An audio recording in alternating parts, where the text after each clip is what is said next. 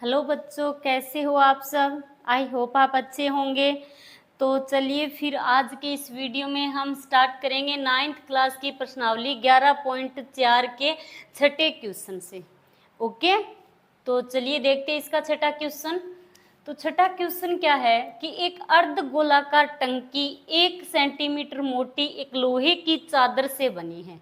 यदि इसकी आंतरिक त्रिज्या 1 मीटर है तो इस टंकी के बनाने में लगे लोहे का आयतन ज्ञात कीजिए। क्वेश्चन को अच्छे से समझना। ये क्या है, एक अर्धगोला है, ठीक है। ये एक अर्धगोला है। हमारा क्वेश्चन क्या है कि एक अर्धगोलाकार टंकी, ठीक है, 1 सेंटीमीटर मोटी एक लोहे की चादर से बनी है। 1 सेंटीमीटर मोटी लोहे की चादर से बनी है। ये क्या हो गई, चादर की मोटाई, ठीक है। 1 सेंटीमीटर मोटी, ये क्या हो गई, ये क्या है, लोहे की चादर है, ठीक है। ये पूरी की पूरी है यहां पर लोहे की चादर।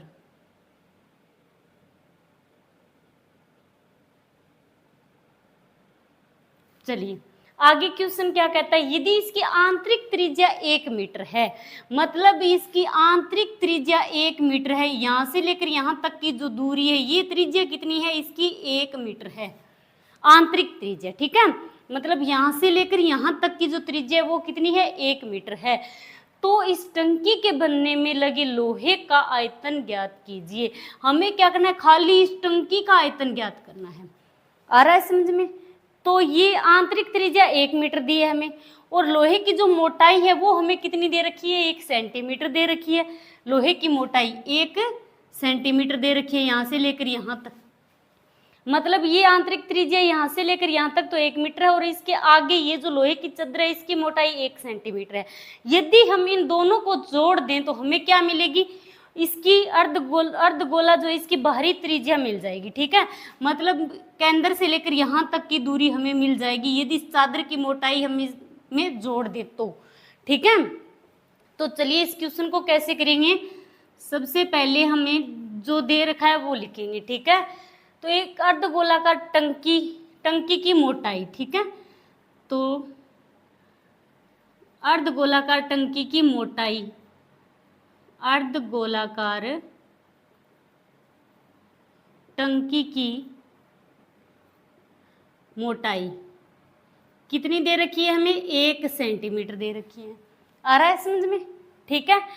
अब हमें इसकी आंतरिक त्रिज्या कितनी दे रखी है, तो हम लिखेंगे कि अर्धगोले की आंतरिक त्रिज्या, अर्धगोले की आंतरिक त्रिज्या बराबर दे रखा है 1 मीटर। अब मीटर है तो हम इसको सेंटीमीटर में बदलेंगे, ठीक है। इसको सेंटीमीटर में बदलेंगे तो 1 मीटर में कितने होंगे, 100 सेंटीमीटर। तो अब इसकी आंतरिक त्रिज्या यानी आर बराबर क्या आ गया यहाँ पर, 100 सेंटीमीटर। आ रहा है समझ में, ठीक है। अब हमें क्या निकालना है, तो इस टंकी के बनाने में लगे लोहे का आयतन ज्ञात कीजिए। यदि हम ये जो टंकी है इसकी बाहरी त्रिज्या निकालेंगे सबसे पहले, ठीक है। अर्धगोलाकार टंकी की बाहरी त्रिज्या, तो अर्धगोलाकार टंकी की बाहरी त्रिज्या, तो बाहरी त्रिज्या कितनी होगी, इसको आप कैपिटल आर, ये स्मॉल आर है तो इसको आप कैपिटल आर से प्रदर्शित कर देना, ठीक है। तो बाहरी त्रिज्या कितनी होगी, एक तो इसकी आंतरिक त्रिज्या है, आंतरिक त्रिज्या कितनी है, 100 सेंटीमीटर है। तो 100 प्लस इस चादर की जो मोटाई है वो कितनी है, 1 सेंटीमीटर है, तो प्लस 1 ऐड कर दो, यानी ये कितनी होगी इसकी बाहरी त्रिज्या, 101 सेंटीमीटर, ठीक है। अब हमें निकालना है लोहे की टंकी का आयतन। तो हम क्या करेंगे, लिखेंगे कि लोहे की टंकी बनाने में या अर्धगोलाकार टंकी बनाने में, अर्धगोलाकार टंकी बनाने में प्रयुक्त लोहे का आयतन, प्रयुक्त लोहे का आयतन बराबर बाहरी आयतन माइनस बाहरी अर्धगोले का आयतन माइनस आंतरिक अर्धगोले का आयतन। जो बाहरी त्रिज्या है, ये बाहरी गोले का जो आयतन है, इसमें से आंतरिक गोले का आयतन यदि हम घटाएंगे आंतरिक अर्धगोले का आयतन, तो हमें क्या मिलेगी? इस चद्र का जो लोहे की चद्र बनाने में जितना लोहा, अर्धगोलाकार टंकी बनाने में जितना लोहा प्रयुक्त किया गया है, उसका आयतन निकल जाएगा। ठीक है, तो बाहरी अर्धगोले का आयतन, बाहरी अर्धगोले का आयतन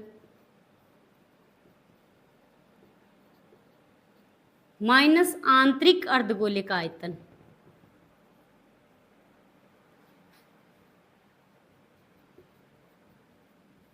अर्धगोले का आयतन। अब अर्धगोले का आयतन निकालने का फॉर्मूला क्या होता है, ये तो आप लोग जानते होंगे। ठीक है, तो बाहरी अर्धगोले का आयतन फॉर्मूला क्या होगा? 2/3 पाई आर की क्यूब। बाहरी अर्धगोले का आयतन निकालेंगे तो बाहरी त्रिज्या हमने कैपिटल आर ली है, तो यहाँ पर आप कैपिटल आर लिख देना। ठीक है, माइनस आंतरिक अर्धगोले का आयतन, आंतरिक अर्धगोले का आयतन 2/3 पाई आर की क्यूब। ये आर हमें क्या लेना है? सममोल लेना है। ठीक है, अब जो कॉमन आ रहा है, तो कॉमन क्या आ रहा है यहाँ पर? 2/3 और पाई कॉमन आ रहा है, तो अंदर बचा क्या? R cube minus small r की क्यूब। ठीक है, अब इसमें मान रखेंगे हम, तो 2/3 इंटू पाई, पाई की जगह 22/7। ठीक है, आर की क्यूब कैपिटल आर है।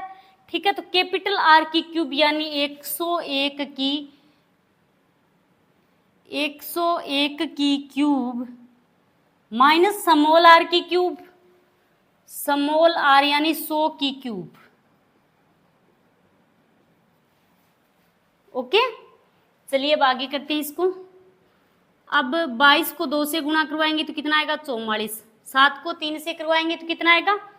21। अब ब्रैकेट के अंदर 101 की क्यूब है। ठीक है, तो 101 इंटू 101 इंटू 101, तो 101 इंटू 101 इंटू 101 माइनस फिर क्या है? 100 की क्यूब है, यानी 100 इंटू 100 इंटू में 100। आ रहा है समझ में यहाँ तक सभी को? चलिए, अब 101 को हम 3 बार गुणा करवाएंगे तो 44/21। अब 101 को हम 3 बार गुणा करवाएंगे तो कितना आएगा?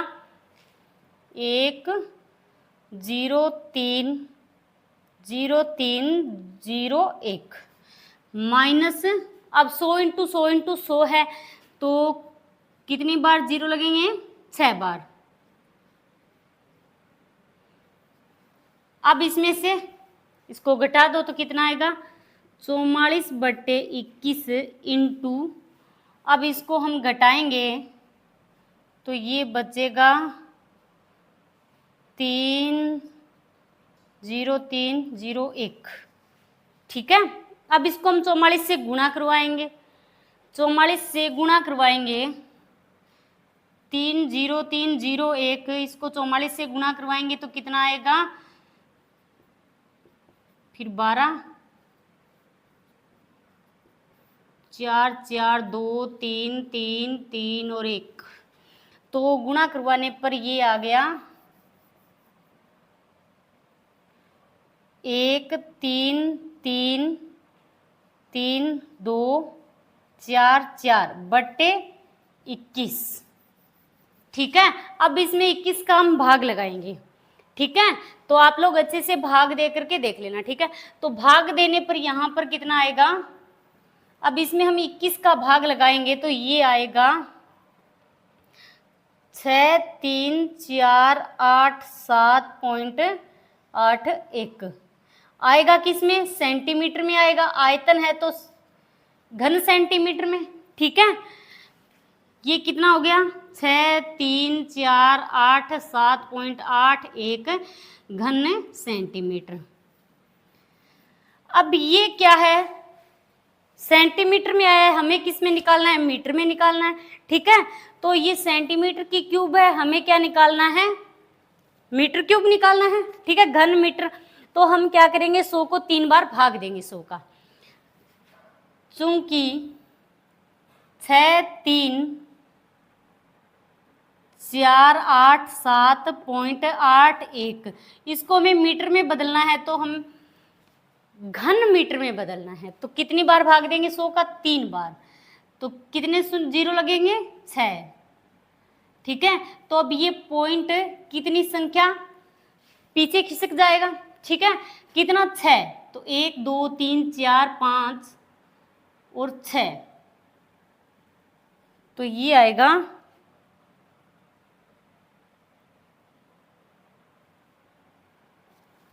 0 पॉइंट, ये पॉइंट से आगे कितनी संख्याएं हैं, 5 है, हमें 6 संख्या आगे खिसकाना है, तो हम क्या करेंगे, एक 0 लगा देंगे, ठीक है।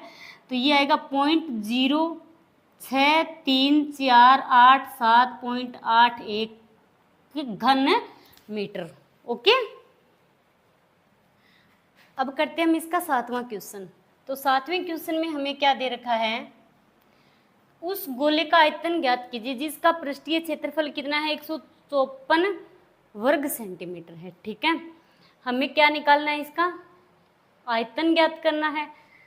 तो हमें दे क्या रखा है, गोले का पृष्ठीय क्षेत्रफल, ठीक है। तो गोले का पृष्ठीय क्षेत्रफल बराबर कितना है, 154 वर्ग सेंटीमीटर। ये क्या है, गोले का पृष्ठीय क्षेत्रफल है, ठीक है। हमें ज्ञात क्या करना है, गोले का आयतन ज्ञात करना है, आयतन ज्ञात करना है। तो गोले का आयतन ज्ञात करने का फॉर्मूला क्या होता है, 4/3 पाई आर की क्यूब होता है, ठीक है। आर हमारे पास नहीं है, तो हम क्या करेंगे, सबसे पहले गोले का पृष्ठीय क्षेत्रफल जो दे रखा है, इसकी सहायता से हम आर का मान निकालेंगे। ओके, उसके बाद हम निकालेंगे गोले का आयतन।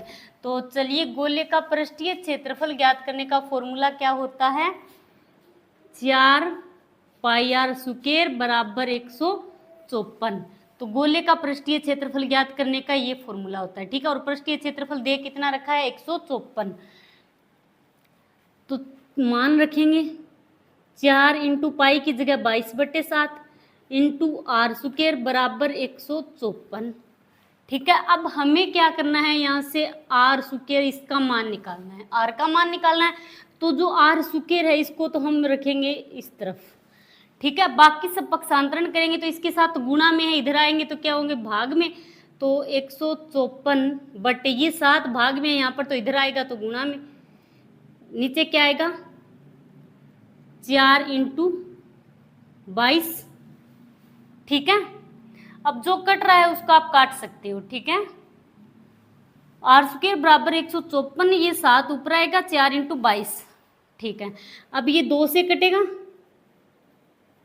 2 7 14 और फिर 2 7 14, ठीक है। आप इसको मत काटो, 2 से इसको काट दो तो कितना आएगा, 11, ठीक है। अब ये 11 से कटेगा तो 11 7 77, ठीक है। ये कितना हो गया, आर स्क्वायर बराबर 7 को 7 से गुणा करवाएंगे तो 49/4, यही बचा है, ठीक है।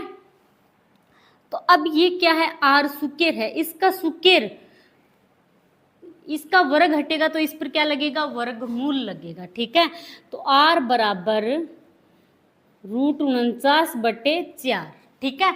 अब 49 का वर्गमूल कितना होता है, 7 होता है, ठीक है। 49 का वर्गमूल कितना होता है, 7 होता है। तो 7, 4 का 2, तो 7/2, ये क्या आ गई यहाँ से, गोले की त्रिज्या। अब हमने गोले की त्रिज्या तो निकाल लिया, अब हम क्या करेंगे, गोले का आयतन ज्ञात करेंगे। हमें क्या करना है, गोले का आयतन। तो अब आप लिखोगे, चूंकि गोले का आयतन ज्ञात करने का फॉर्मूला क्या होता है, 4/3 पाई आर की क्यूब, यही होता है। तो अब इसमें आप मान रख दो, 4/3 इंटू पाई की जगह 22/7 इंटू आर की क्यूब। आर हमने कितना निकाला है, 7/2, तो यहाँ पर लिख दो 7/2 की क्यूब, तो 4/3 इंटू 22/7 इंटू 7/2 की क्यूब है, यानी 7/2 इंटू 7/2 इंटू 7/2। इसको 3 बार गुणा में लिख दो, ठीक है। अब आप जो कटेगा उसको काट दो, ये 2 से कटेगा तो कितना आ गया यहाँ पर 11। अब ये 2 से कटेगा तो कितना आ गया 4, ठीक है। और अब ये 2 से फिर ये 2 कट गया, अब इस 7 से ये 7 कट गया, ठीक है। अब ऊपर क्या बचा है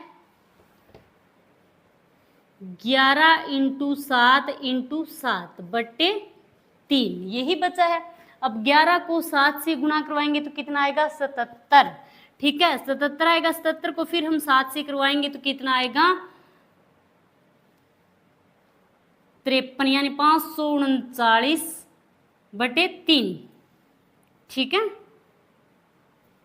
अब इसमें 3 का भाग लगाएंगे, तो 3 का भाग लगाएंगे तो ये कितना आएगा 3, और 5 में से 3 गए 2, फिर 3 3 तो 21, 2 फिर 3 27, फिर कितने बच गए 2, ठीक है। तो अब इसको आप लिख दो कि 179 सही 2/3 आयतन पूछ रखा है, तो किस में आएगा घन सेंटीमीटर में, ओके। तो अब लिख दो अतः गोले का आयतन बराबर कितना आएगा 179 सही 2/3 घन सेंटीमीटर, ठीक है। अब करते हैं हम इसका 8वां क्वेश्चन। 8वां क्वेश्चन क्या है, क्वेश्चन को अच्छे से समझना, ठीक है। किसी भवन का गुंद एक अर्धगोले के आकार का है, ठीक है। अर्धगोला जानते हैं आप किस प्रकार का होता है, अंदर से इसमें सफेदी कराने में 498.96 रुपये व्यय हुए, अंदर से सफेदी कराने में।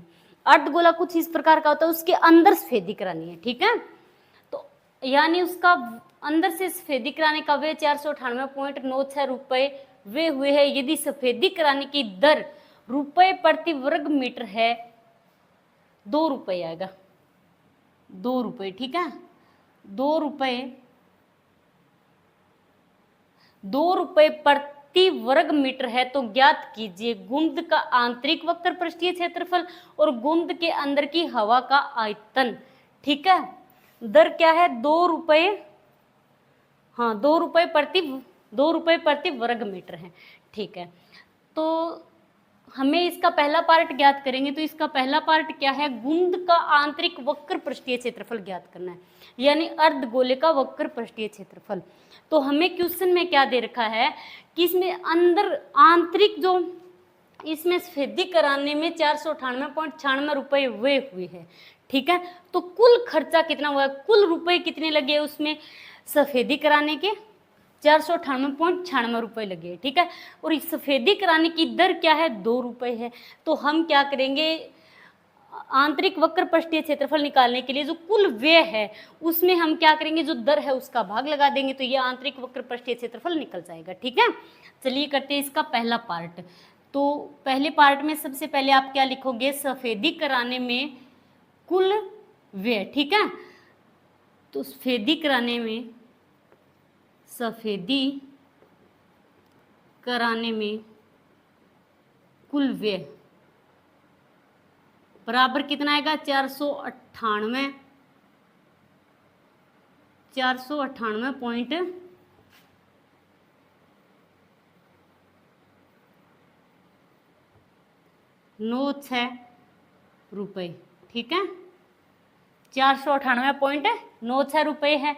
तो सफेदी कराने की दर कितनी है 2 रुपये है। सफेदी कराने की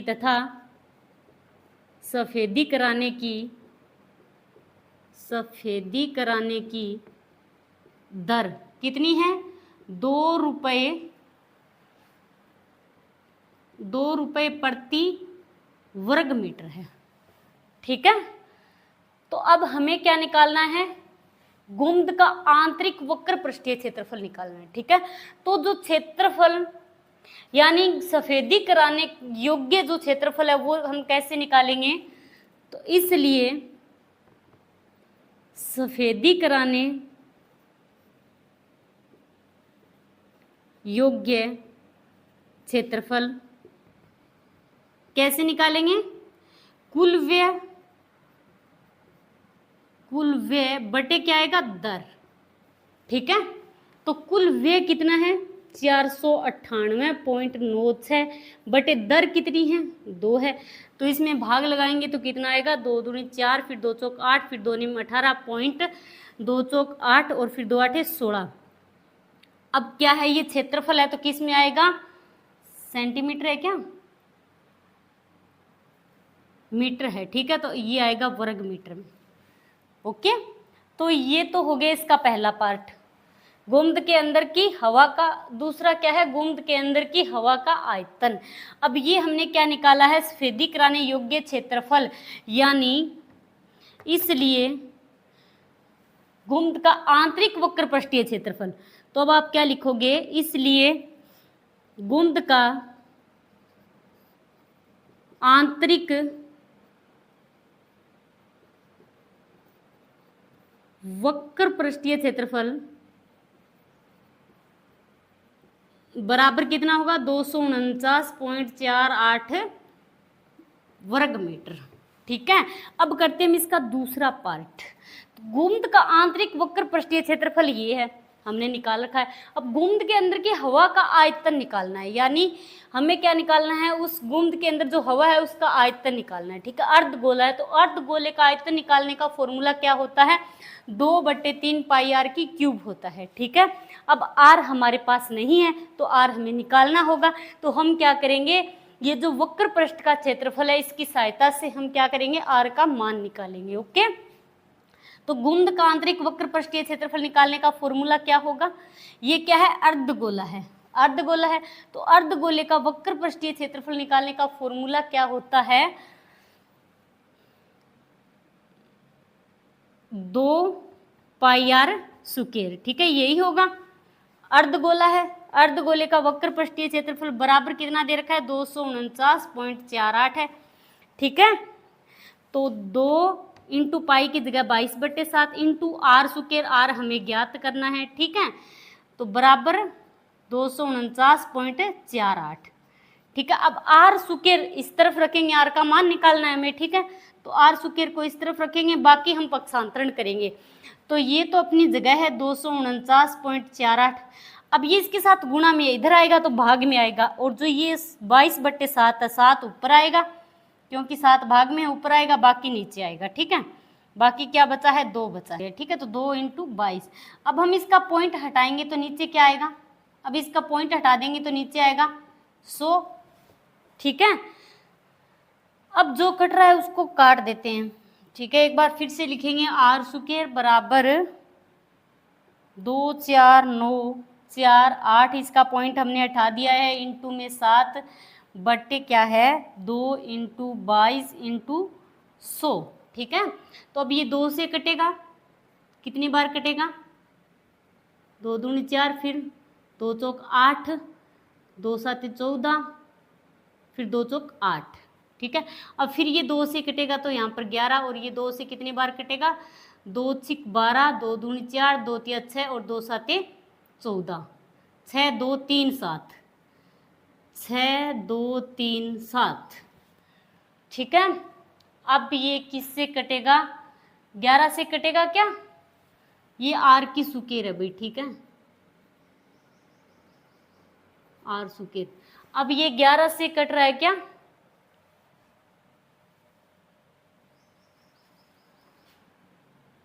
11 5 55, फिर बचेगा 7, 3 11 66, फिर बचेगा 7। हाँ, ये 11 से कट रहा है। ठीक है, तो कितनी बार कटेगा 11 से? 11 5 55। ठीक है, फिर कितना बचेगा? 7, और 7 और 3 कितने हो गए? 73। फिर कितनी बार कटेगा? 11 6 66, और कितने बच गए? 7, और ये 7 कितना हो गया? 7 77। ठीक है, तो ये कट गया 5 अब बचा क्या है यहाँ पर 567 इंटू 7, ठीक है, बट्टे नीचे क्या बचा है 100, यही बचा है।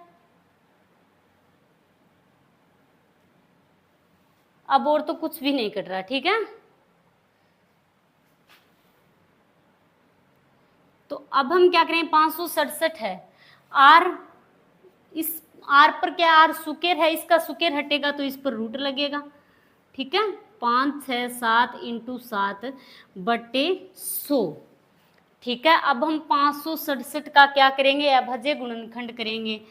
तो 5 6 7, अब इसमें भाग किसका जाएगा, 7 का जा रहा है क्या,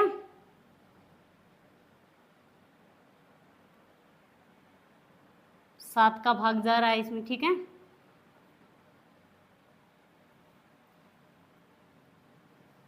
फिर 7 एकम 7, अब इसमें भाग किसका जाएगा, 9 का,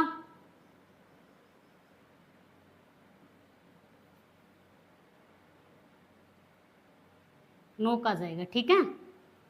9 निम 81, फिर 9 का जाएगा, तो कितना आ गया यहाँ से, r बराबर रूट 567 का अभाज्य गुणनखंड कितना हो गया, 7 इंटू 9 इंटू 9, इंटू में ये 7 है, ठीक है, ये 7 लिख दिया, बटे क्या है 100, आ रहा है समझ में।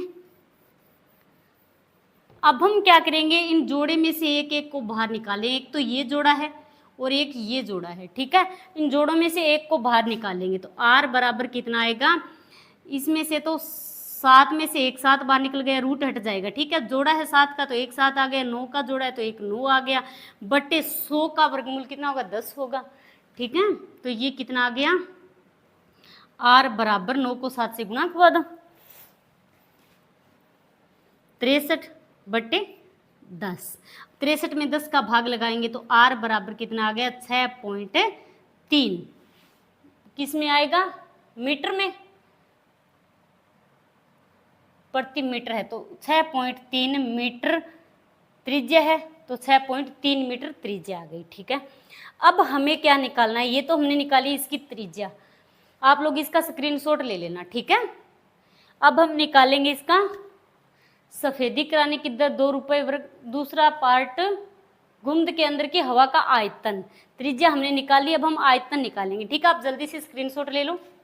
अब हम निकालते हैं आयतन, तो ये गुंद किस प्रकार का है, अर्धगोले के आकार का है।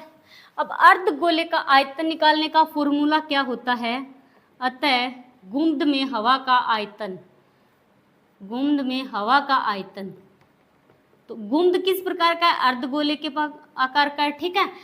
तो गुंद में हवा का आयतन, आयतन ज्ञात करने का फॉर्मूला क्या होता है, अर्धगोले का, तो अर्धगोले का आयतन ज्ञात करने का फॉर्मूला होता है 2/3 पाई r की क्यूब, ठीक है। अब इसमें मान रख दो, तो 2/3 इंटू पाई की जगह 22/7 इंटू r क्यूब, r हमने कितना निकाला है 6.3 की क्यूब, ओके। तो अब इसको 2/3 इंटू 22/7 इंटू 6.3 की क्यूब है, तो इसको हम लिख सकते हैं 6.3 इंटू 6.3 इंटू 6.3, ठीक है। अब आप चाहो तो इसका पॉइंट हटा दो, तो पॉइंट हटाओगे तो नीचे कितना आएगा, 10 आएगा, ठीक है। अब जो कट रहा है उसको काट दो आप, तो ये 2 से कटेगा, 2 5 10, ठीक है।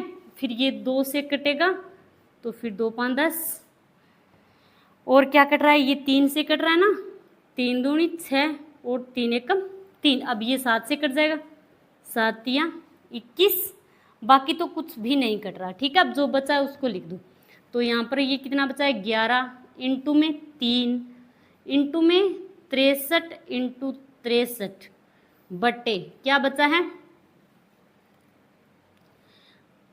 5 इंटू 5 इंटू 10, यही बचा है, ठीक है। अब इन सभी को आप गुणा करवा दो, 11 को 3 से गुणा करवाएंगे तो कितना आएगा 33, ठीक है।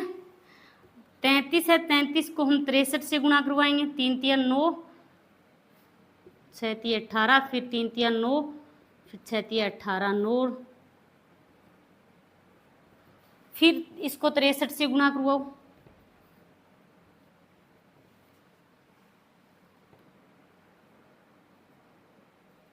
अब इसको 6 से 54,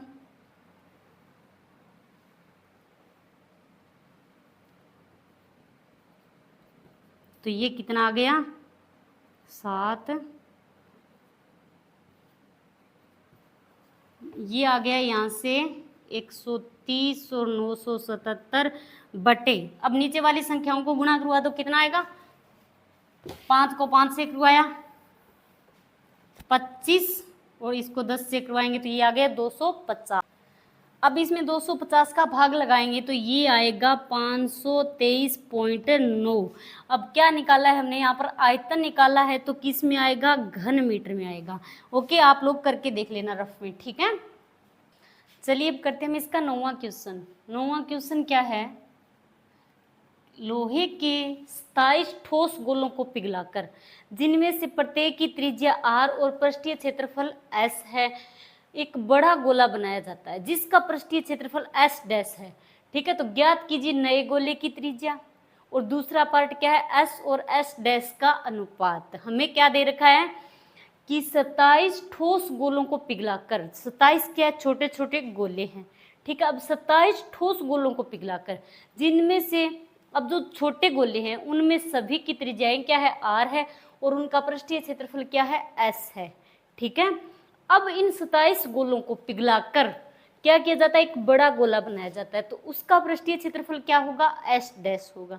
ठीक है, तो हमें इसका पहला पार्ट क्या दे रखा है, नए गोले की त्रिज्या, यानी नए गोले की त्रिज्या ज्ञात कीजिए। नए गोले की त्रिज्या ज्ञात करनी है हमें, यानी 27 गोलों को पिघलाकर जो एक बड़ा गोला बनाया जाता है उस गोले की हमें त्रिज्या ज्ञात करनी है।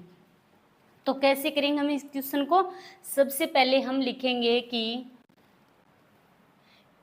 27 ठोस गोले हैं, 27 ठोस गोलों को पिघलाकर जिनमें से प्रत्येक की त्रिज्या r है। ठीक है, प्रत्येक की त्रिज्या r दे रखी है, यानी छोटे गोले की त्रिज्या।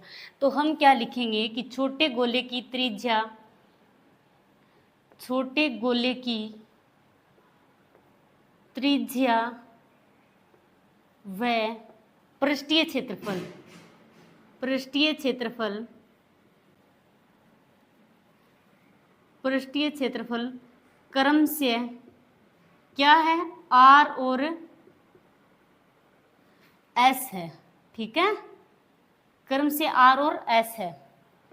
क्या है, छोटे गोले की त्रिज्या व पृष्ठीय क्षेत्रफल क्रम से r और s है, छोटे गोले का। ठीक है, और गोले कितने हैं, गोलों की संख्या, गोलों की संख्या कितनी है, 27 है, 27 गोले है। ठीक है, तो अब एक गोले का आयतन ज्ञात करना हो तो उसके लिए फॉर्मूला क्या होगा, एक गोले का आयतन, एक गोले का आयतन यदि ज्ञात करना हो तो उसके लिए फॉर्मूला क्या होता है, गोले का आयतन ज्ञात करने का 4/3 पाई r की क्यूब होता है, यही होता है। तो ये तो हो गया एक गोले का आयतन। हमें कितना निकाला, 27 गोलों का आयतन। तो अब हम लिखेंगे कि 27 गोलों का आयतन, 27 गोलों का आयतन यदि ज्ञात करना हो तो क्या करेंगे, 27 इंटू में 4/3 इंटू पाई r की क्यूब, यही होगा। तो ये कटेगा 3 27, अब इसको 9 से गुणा करवाएंगे तो 9 चौक 36 पाई r की क्यूब। इसको मान लो आप समीकरण नंबर 1 आ रहा है। कुछ नहीं किया, खाली 27 गोलों का आयतन निकाला है।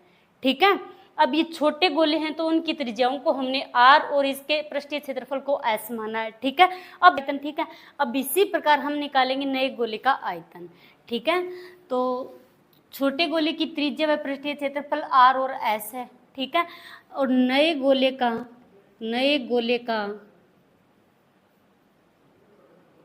की त्रिज्या व पृष्ठीय क्षेत्रफल क्रम से r डैश व s डैश है।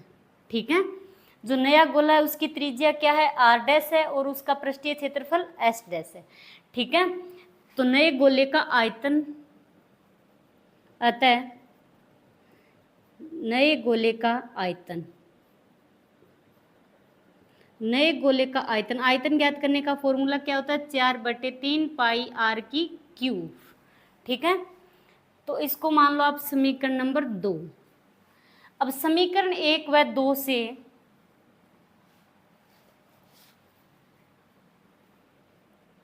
समीकरण 1 व 2 से, तो अब इन दोनों को हम बराबर रखेंगे। तो ये कितना है?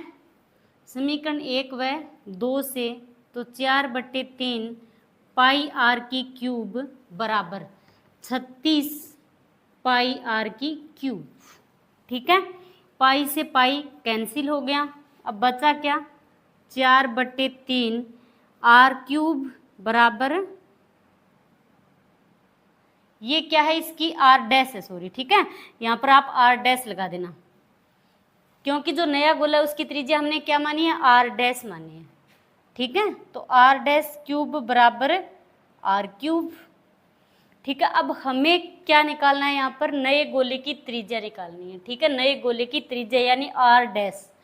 तो आर डैश क्यूब जो है इसको हम इस तरफ रखेंगे। ठीक है, तो आर डैश क्यूब, यहाँ पर ये 36 है। ठीक है, 36 आर क्यूब। तो आर डैश क्यूब है, इसको आप लिखोगे कि आर डैश क्यूब बटे आर क्यूब। इसको, ये इसके साथ गुणा में है और ये इसके साथ गुणा में है। ठीक है, अब इनको एक तरफ कर लो। ठीक है, और ये 36 अपनी जगह है, इंटू में ये 4/3 इधर आएगा, यहाँ गुणा में इधर आएगा तो भाग में आएगा। 4/3, 3 नीचे है तो ये ऊपर आएगा। ठीक है, बटे 4। अब जो कट रहा है वो काट दो आप।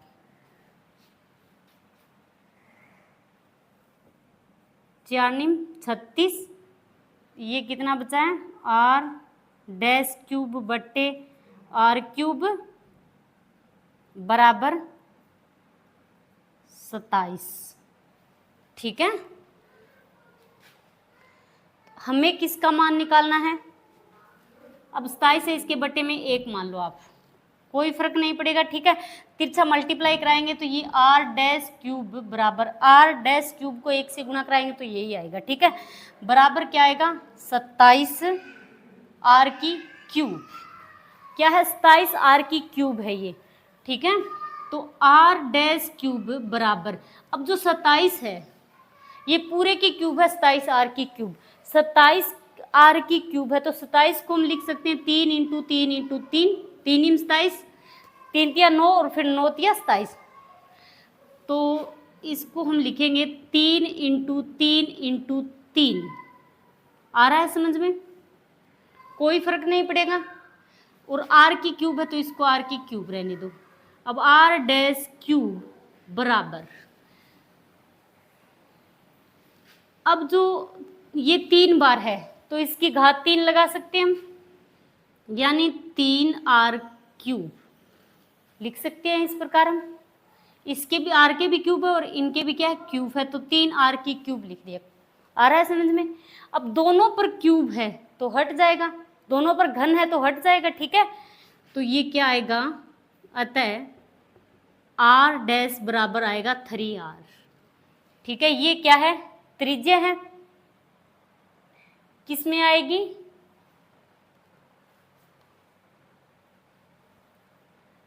मीटर या सेंटीमीटर हमें कुछ नहीं दे रखा। ठीक है, तो ये क्या आ गई? इसकी त्रिज्या आ गई, जो नए गोले की त्रिज्या।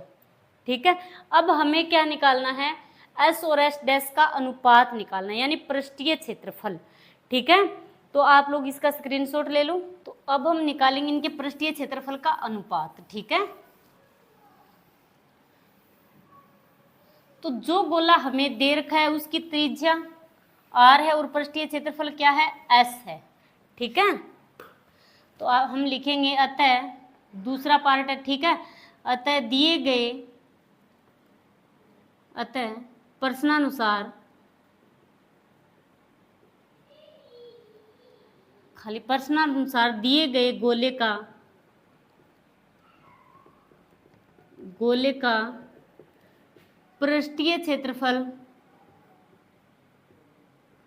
S व त्रिज्या R है। ठीक है, तो इसका हमें क्या निकालना है, पृष्ठीय क्षेत्रफल S व त्रिज्या R है। तो चूंकि गोले का पृष्ठीय क्षेत्रफल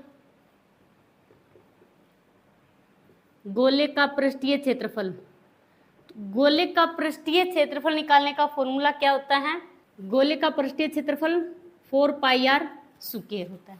ठीक है, तो ये तो हो गया गोले का, दिए गए गोले का पृष्ठीय क्षेत्रफल। अब इसको मान लो आप समीकरण नंबर 3। ठीक है, अब हम नए गोले का पृष्ठीय क्षेत्रफल निकालेंगे। तो अतः नए गोले का पृष्ठीय क्षेत्रफल कितना माना था, पृष्ठीय क्षेत्रफल S डैश व त्रिज्या R डैश है। ठीक है, तो गोले का पृष्ठीय क्षेत्रफल, तो नए गोले का पृष्ठीय क्षेत्रफल, ठीक है, नए गोले का पृष्ठीय क्षेत्रफल बराबर फॉर्मूला क्या होगा, 4 पाई r स्क्वायर। अब नया गोला है तो त्रिज्या क्या होगी, R डैश होगी। ठीक है, अब हमें क्या दे रखा है, R डैश जो है वो हमने कितना निकाला है, 3r निकाला है हमने। जो नया गोला है उसकी त्रिज्या कितनी है, 3r है। तो हम इसमें मान रखेंगे 4 पाई r की जगह क्या लिखेंगे, 3r की क्यूब स्क्वायर है, सॉरी। ठीक है, 3r की स्क्वायर। अब 3r की स्क्वायर है तो इसको हम कैसे लिखेंगे, 4 पाई 3r इंटू में 3r, तो ये कितना हो गया, 4 पाई, 3 को 3 से गुणा करें 9 को फिर 4 से गुणा करवा के लिख दो। ठीक है, तो 9 चौक 36 पाई r स्क्वायर, r को r से करवाएंगे तो स्क्वायर। इसको मान लो आप समीकरण नंबर 4। ठीक है, अब ये गोले का जो पृष्ठीय क्षेत्रफल है ये तो क्या है, S है, और ये क्या है, S डैश है। ठीक है, हमें अनुपात किसका निकालना है, S और S डैश का अनुपात निकालना है। ठीक है, तो समीकरण 3 व 4 से हम क्या कह सकते हैं, समीकरण 3 में हमने क्या निकाला है, S का पृष्ठीय क्षेत्रफल। ठीक है, तो S बटे S डैश, S का मान कितना है, 4 पाई r स्क्वायर बटे S डैश का मान कितना है, 36 पाई r स्क्वायर, यही है। अब जो कट रहा है वो काट दो, 4 नीम 36 और पाई r स्क्वायर से पाई r स्क्वायर कैंसिल। ठीक है, तो ऊपर तो कितना बचा है, 1 और नीचे 9। ठीक है, तो अब हम क्या लिखेंगे, अतः S व S डैश का अनुपात 1:9 है। ठीक है, चलिए अब करते हैं हम इस चैप्टर का लास्ट क्वेश्चन। ठीक है, तो क्वेश्चन क्या है कि दवाई का एक कैप्सूल 3.5 mm व्यास का एक गोला या गोली है। ठीक है, इस कैप्सूल को भरने के लिए कितनी दवाई की आवश्यकता होगी, इस कैप्सूल को भरने के लिए कितनी दवाई की आवश्यकता होगी, मतलब हमें क्या करना है, इस कैप्सूल का आयतन निकालना है। ठीक है, अब कैप्सूल किस प्रकार का है, एक गोला है। ठीक है, गोला हो या गोली। ठीक है, तो चलिए इस क्वेश्चन को करेंगे। तो हमें क्या दे रखा है कि कैप्सूल का व्यास दे रखा है 3.5 mm मिलीमीटर। ठीक है, तो कैप्सूल का व्यास बराबर 3.5 मिलीमीटर है। तो कैप्सूल की हमें त्रिज्या निकालनी होगी। ठीक है, कैप्सूल की त्रिज्या यानी R बराबर क्या होगी, त्रिज्या व्यास की आधी होती है। ठीक है, तो 3.5 बटे 2, इसका पॉइंट हटेगा तो नीचे एक 0 लगेगा, तो 35 बटे 20।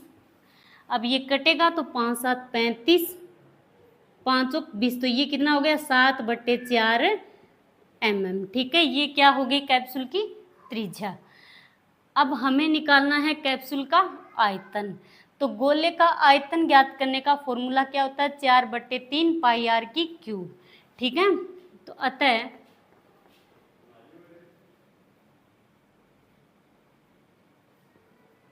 कैप्सूल का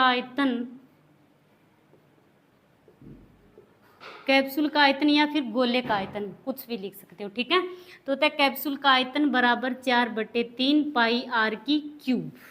अब इसमें मान पुट कर दो, 4/3 इंटू पाई की जगह 22/7 इंटू आर क्यूब। आर हमने कितना निकाला है, 7/4। ठीक है, तो 7/4 की क्यूब, 4/3 इंटू 22/7 इंटू 7/4 की क्यूब है। इसका मतलब 7/4 इंटू 7/4 इंटू 7/4। अब ये 7 से तो 7 कैंसिल हो गया, 4 से 4 कैंसिल हो गया, और ये 2 से कटेगा तो ये कितना हो गया, 11। बाकी कुछ भी नहीं कट रहा। ठीक है, जो बचा है वो लिख दो, 11 इंटू 7 इंटू 7/, नीचे क्या बचा है, 3 4 और ये 2। ठीक है, तो 3 इंटू 4 इंटू 2,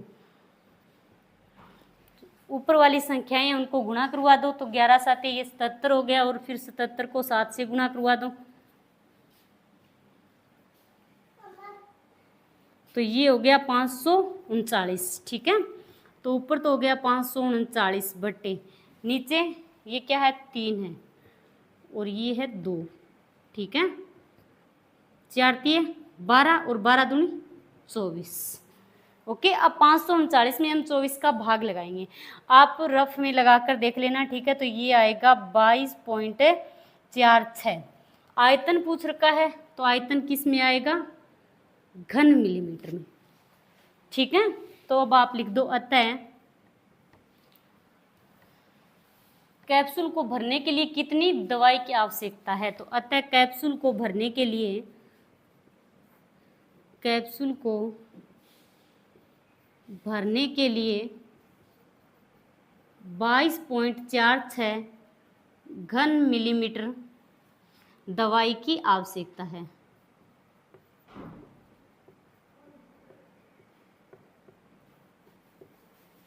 ठीक है, तो ये चैप्टर आपका कंप्लीट हो गया, आप लोग अच्छे से रिवीजन कर लेना। ओके, तो आज के लिए इतना ही, थैंक्स।